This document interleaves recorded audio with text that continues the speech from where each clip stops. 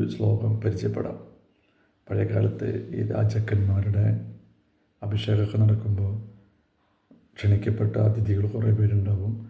രാജാവ് അവരുടെ സ്ഥാനാരോഹണ സമയത്ത് മന്ത്രങ്ങളൊക്കെ ഉച്ചരിച്ചുകൊണ്ട് അവരുടെ കനക കിരീടം ശിരസിലണിയുന്നൊരു ചടങ്ങാണത്.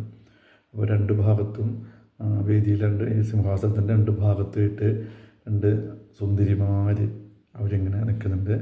അവരുടെ കയ്യിലാണെങ്കിലും സ്വർണ്ണക്കുടം ഉണ്ടാവും. സ്വർണ്ണക്കുടത്തിൽ ഗംഗാജലമൊക്കെ നിറച്ചിങ്ങനെ നിർത്തിയിരിക്കുകയാണ്. അങ്ങനെ കാണികളായിട്ട് ക്ഷണിക്കപ്പെട്ട ഒരുപാട് ആൾക്കാർ വന്നിരിക്കുകയാണ്. ഈ രണ്ട് സുന്ദരിമാരിങ്ങനെ സ്റ്റേജിലുണ്ടായിരുന്നു. രാജാവ് എത്തിയിട്ടില്ല, രാജാവ് വരാനിരിക്കണുള്ളൂ. ആ സമയത്ത് ഇവരിങ്ങനെ മുൻനിരയിലിരിക്കുന്ന രാജാക്കന്മാരെയും ക്ഷണിക്കപ്പെട്ട അതിഥികളെയൊക്കെ ഇങ്ങനെ നോക്കി. അതിലൊരുവൾ തൊട്ട് മുമ്പിലിരിക്കുന്നത് ഒരുപക്ഷെ അവളുടെ ആരെങ്കിലും പ്രിയപ്പെട്ടവനായിരിക്കാം.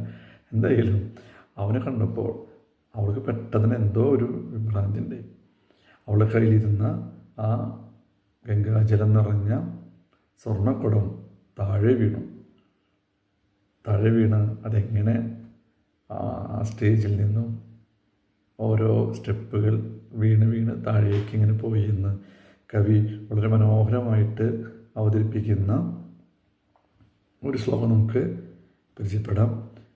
രാജാഭിഷേകേ മതവിഹ്വലായ ഹസ്താച്യുതോഹേ മഖടസ്തരുണ്യം സോപാനമാസാദ്യ കരോതി ശബ്ദ ടം ടം ടം ടം ടടം ടം ടം.